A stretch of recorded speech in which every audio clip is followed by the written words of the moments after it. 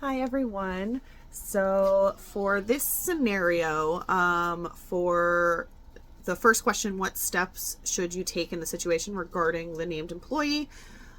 So first, I would report this to the threat assessment team to see if next steps are needed. We can pretty much assume that next steps would be needed.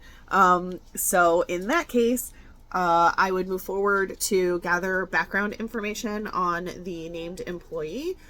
So employment records, any information from, HR or supervisors or anything like that.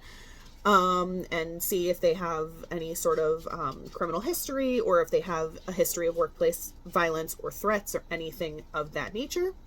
Then I would gather information to assess the threat level of the report itself by first interviewing people who are familiar with the employee.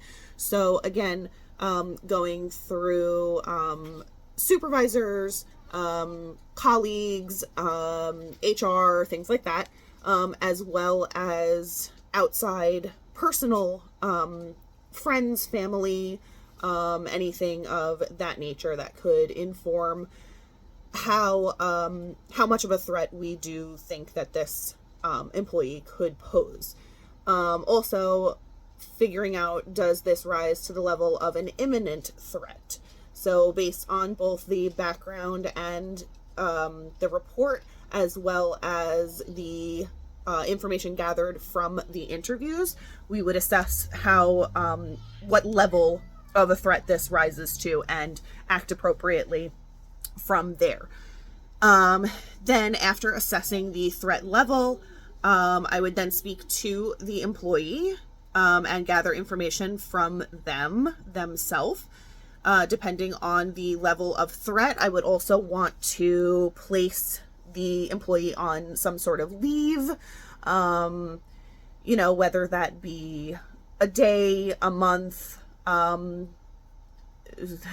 possible firing of the employee, something of that nature, depending on, again, how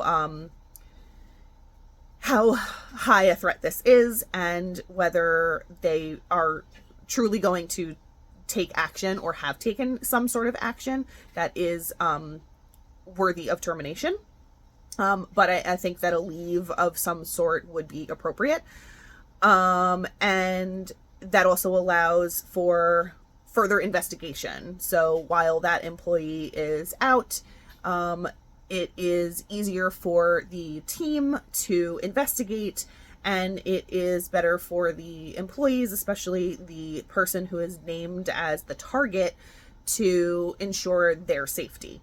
I would also want to assess the risk of harm to that person themselves, so self-harm, and then provide appropriate resources both in-house and outside to assist in harm reduction for either self-harm or harm against others.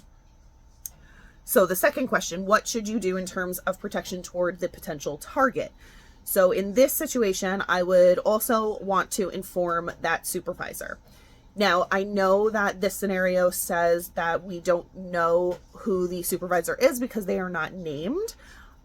I'm going to go out on a limb and say that we can pretty much possibly assume who the supervisor is because, generally speaking, when you know who the employee is, which we do, we have the name of the employee, then you can figure out who their supervisor is. In that case, I would want to provide them also with either in-house or outside resources to better protect them and hopefully prevent any sort of harm. And I would also want to possibly give them some leave as well to, again, ensure their safety so that they are not in imminent danger. And for the last question, that one, what legal and ethical considerations must we consider? Okay, so the first one that I named was slander, defamation. So it's very important not to defame the individual of interest. There must be as little as possible from that report actually provided to other employees. So obviously you want to make, excuse me, you want to make the employees aware as much as necessary, but you don't want to overshare information, because if the allegations turn out to be false, or it ended up being a joke or something of that nature, then legal repercussions could be encountered by the organization themselves. Excuse me. It's also important not to share too much information for ethical reasons. We do want to protect the privacy of the named employee as well as the target. Even if we don't necessarily have a name of the target, we do want to keep their privacy protected as well. This is because,